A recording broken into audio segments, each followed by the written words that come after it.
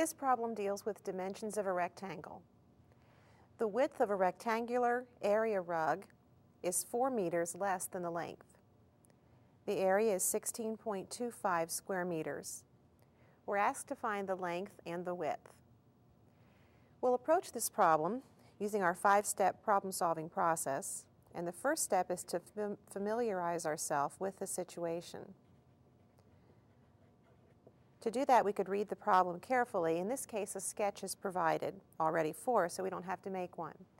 We can see from the sketch that the length is labeled L, and the width is labeled L minus 4, because it says in the problem that the width is 4 meters less than the length. The area is labeled, and the only thing left that we might need to look up if we've forgotten is the formula for the area of a rectangle. The area of a rectangle is the length times the width. Once we've done this, we're ready to go to our next step, and our next step is to translate the problem to math language. To translate it, I'm first of all going to write the statement about the area that was given in the problem. The area is 16.25 square meters. Now, how can we write the area in terms of our variable L? Well, the area is length times the width, so we have the length L times the width L minus 4. And that equals 16.25. This gives us an equation that we can solve in our next step in the process.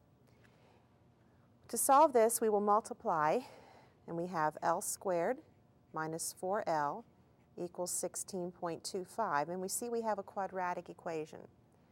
So we'll get 0 on one side of the equation by subtracting 16.25 on both sides.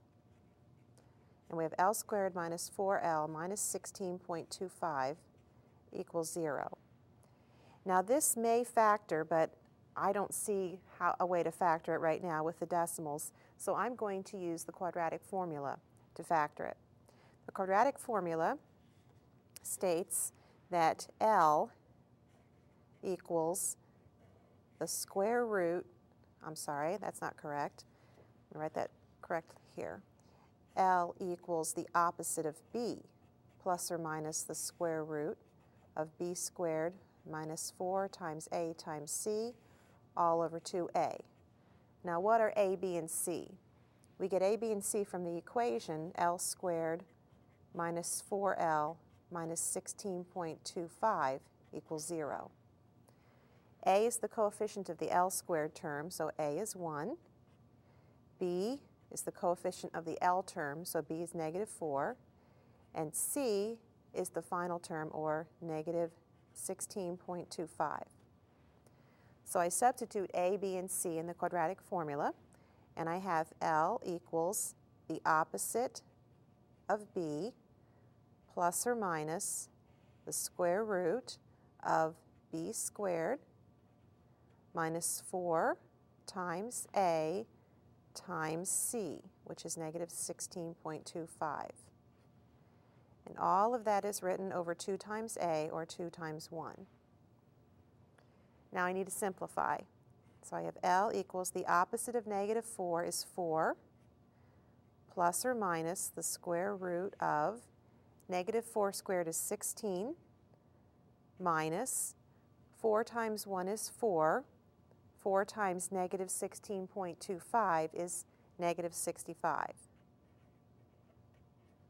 And all that's over 2 times 1, which is 2.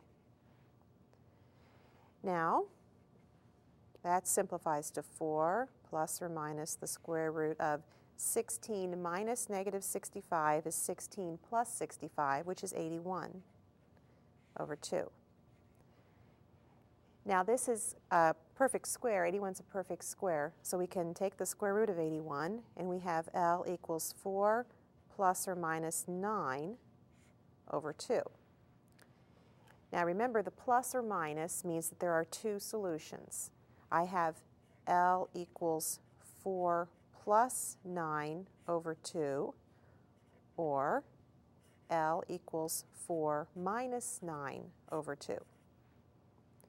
In this case, I have L equals 13 over 2, or since we had 16.25 in decimal notation, I'll write this in decimal notation, 6.5.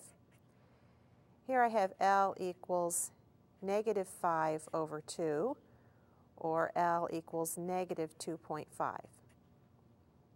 So I have two possible solutions for L, which as we recall is the length of the rug. So let's move to our fourth step, and that is to check the answer. The possible solutions for L were negative 2.5 and 6.5. Before we check these in an equation, let's think what we were trying to find, the length of a rug. The length of a rug is not going to be a negative number, so we won't consider that one.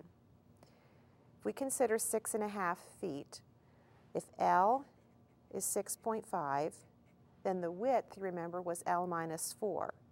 So L minus 4 is 6.5 minus 4, which is 2.5.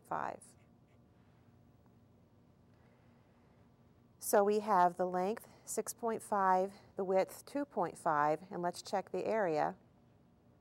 6.5 times 2.5, if we would multiply, we would get 16.25, which checks. So we can finally move to our last step, and that is the length of the rug is 6.5 meters and the width is 2.5 meters.